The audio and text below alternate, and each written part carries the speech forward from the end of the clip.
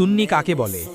সুন্নি তাকেই বলা হয় যে আল্লাহকে এক এবং অদ্বিতীয় হিসাবে বিশ্বাস করে। সুন্নি তাকে বলা হয় যে আল্লাহর সমস্ত নবীদের সম্মান করে এবং বিশেষভাবে নবী করিম সাল্লাল্লাহু আলাইহি ওয়াসাল্লামকে আল্লাহর শেষ নবী হিসাবে বিশ্বাস করার পাশাপাশি তার সকল মর্যাদা ও শান স্বীকার করে। সুন্নি তাকেই বলে যে রাসূলুল্লাহ সাল্লাল্লাহু আলাইহি ওয়াসাল্লামের সমস্ত সাহাবায়ে কেরামকে শ্রদ্ধা করে। হযরত আবু বকর সিদ্দিক রাদিয়াল্লাহুকে বাহ্যিক ও আধ্যাত্মিকভাবে প্রথম খলিফা হিসেবে মানে। হযরত উমর ফারুক রাদিয়াল্লাহু, হযরত ওসমান গনি রাদিয়াল্লাহু, হযরত মাওলা আলী রাদিয়াল্লাহু অর্থাৎ এই চার খলিফার এই ধারাবাহিকতায় বিশ্বাস রাখে। হযরত আমিরে মুয়াবিয়া রাদিয়াল্লাহু সহ সমস্ত সাহাবীদের প্রতি আদব পোষণ করে। রাসূলুল্লাহ সাল্লাল্লাহু আলাইহি ওয়াসাল্লামের আহলে বায়াতের প্রত্যেক সদস্যকে শ্রদ্ধা করে। বিশেষভাবে হযরত হাসানাইন করিমাইন, ইমাম হাসান ও ইমাম হুসাইনকে চরম শ্রদ্ধা ও সম্মান প্রদর্শন করে এবং আল্লাহর প্রত্যেক ওলির করে। এখন যে সুন্নি এবং যে নিজের সুন্নি পরিচয় গর্বিত সে কমেন্টে লিখুন